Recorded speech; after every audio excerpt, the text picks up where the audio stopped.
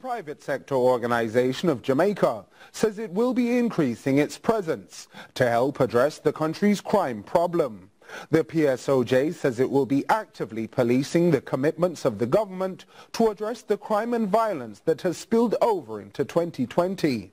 Jamaica Maitland reports. Within days, the enhanced security measure declared in the 5 parishes across the island will expire. And soon, Parliament will have to debate whether the states of public emergency should be extended. The cyclic events almost always triggers a response from the public and the private sector to debate the effectiveness of the SOEs. President of the private sector organization of Jamaica, Keith Duncan, has described the process as frustrating. While some criticize the measures as losing its power, others fear the absence of the measures may lead to even greater harm. Nothing more frustrating than to say that we are having this back and forth around what is supposed to be a key component of our crime strategy. In the toolbox that we have, the toolkit, it's suppression is equal to using emergency powers. If that is a tool, then we need to align as a country around it. He explains that there needs to be more policing of the security programs to determine its effectiveness. Prime Minister Andrew Holness did announce that an oversight body would be established to monitor the progress of the security forces in relation to crime fighting, but the public has not been briefed. Additionally, the government hosted a national crime summit in October, and a working group was formed to put forward different approaches to crime, but that too has not been relayed to the public. Chairman of the PSOJ's National Crime and Justice Committee, retired Lieutenant George Overton, said the working group met in October.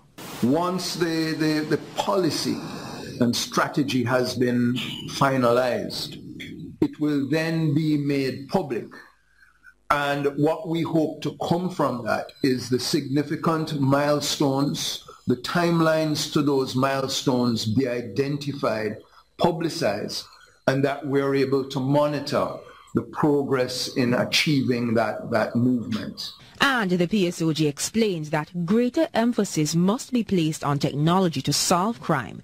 Mr. Duncan says more of its members are being encouraged to sign up for the Jamaica Eye program. The technology is what they call the force multiplier. You could never have enough boots on the ground. Therefore, you have to use technology, and we have to actively participate. Jamaica Maitland for CVM Live. The father of the teenage girl who was shot in the head during a gun salute on New Year's Eve is speaking out about the incident. He recounts the night that it happened after he had delivered the watch night service at the Emmanuel Chapel in Mount Salem, St. James. He is now calling on persons to desist from participating in gun salutes. A pastor recounts the moment he discovered his daughter was injured by a bullet from a gun salute. We had our usual watch night service on December 31.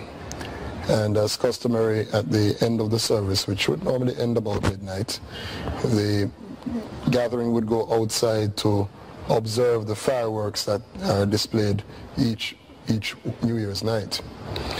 The unfortunate incident unfolded when we had just finished a service. One of the young men ran to me and told me that my daughter Abigail was injured.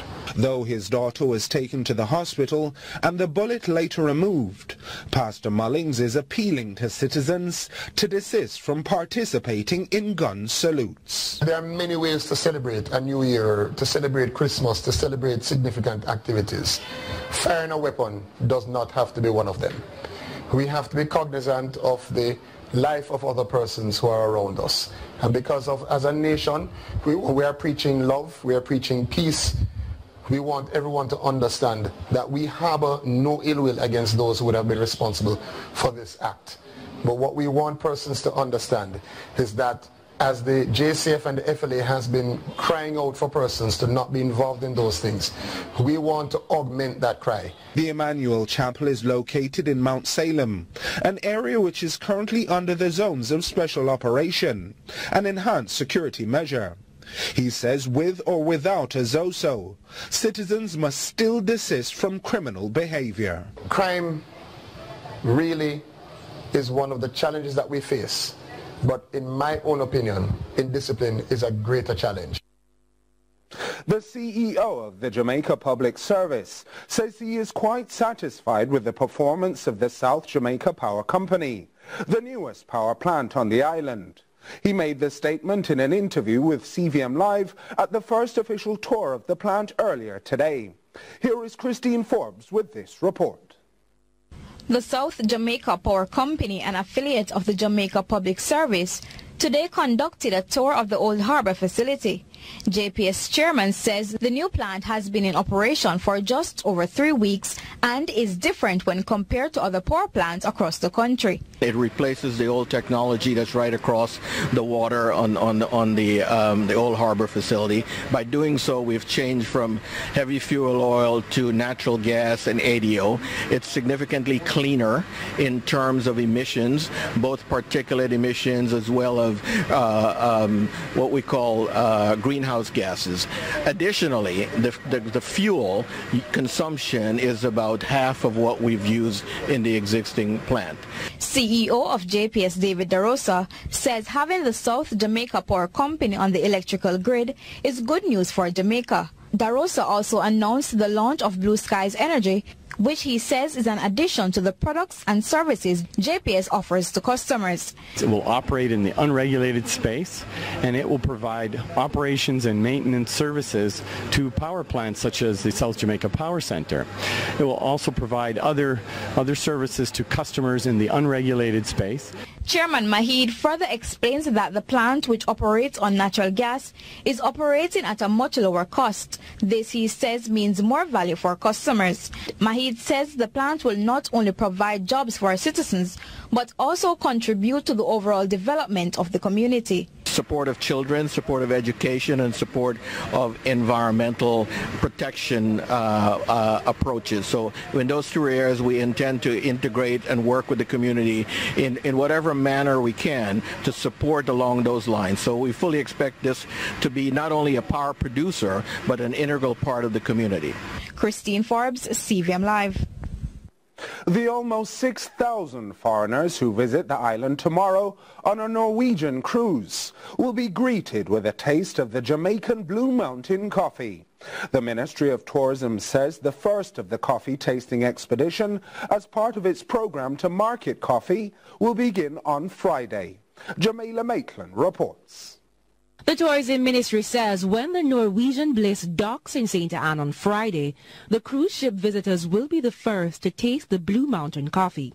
Tourism Minister Edmund Bartlett says the move is part of the government's plan to market the local coffee industry as part of the tourism product. So 4,000 cruisers and 1,700 crew will arrive tomorrow in Ucherias, and they will all get a cup of our Jamaican coffee. Minister Bartlett says the coffee industry is one of Jamaica's best kept secrets.